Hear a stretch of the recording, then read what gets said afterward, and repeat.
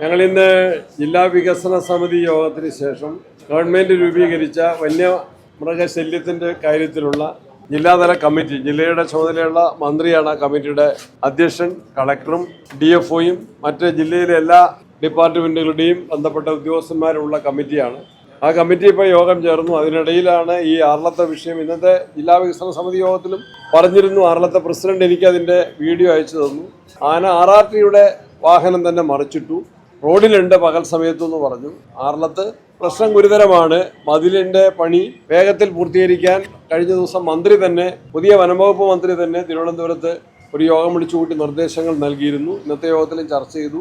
ആ പ്രവൃത്തിയുടെ ഉത്തരവാദിത്വം ഏറ്റെടുത്തിട്ടുള്ള PWDയുടെ കെട്ടിട ബിൽഡിംഗ് നിർമ്മാണ വകുപ്പുമായിട്ട് ബന്ധപ്പെട്ട് ചർച്ചകൾ നടത്തിയിട്ടുണ്ട്. ഏതായാലും പണി വേഗത്തിലാകുന്നുണ്ട്. അതാണ് അതിൻ്റെ ഒരു കാര്യം. ആനകളെ തുരത്താനുള്ള നടപടികളും കാട് വെട്ടിത്തെളിക്കാനുള്ള നടപടിയും വേഗത്തിലാക്കാൻ വേണ്ടി നിർദ്ദേശിച്ചിട്ടുണ്ട്. അപ്പോൾ വനം വകുപ്പും കൃഷി വകുപ്പും കൃഷി രീതി മാറ്റുന്നതിനെക്കുറിച്ച് ഞാനിപ്പോൾ അതിൻ്റെ അകത്ത് പൂർണ്ണമായിട്ട് ഒറ്റയടിക്ക് കഴിയില്ലെങ്കിൽ പോലും ആനകളെ ആകർഷിക്കാത്ത കൃഷി രീതി എന്ത് എന്ന് കുറച്ചൊക്കെ ഒരു പഠനങ്ങൾ നടത്തിയിട്ടുണ്ട്. അതും നമ്മൾ ആലോചിക്കാവുന്നു.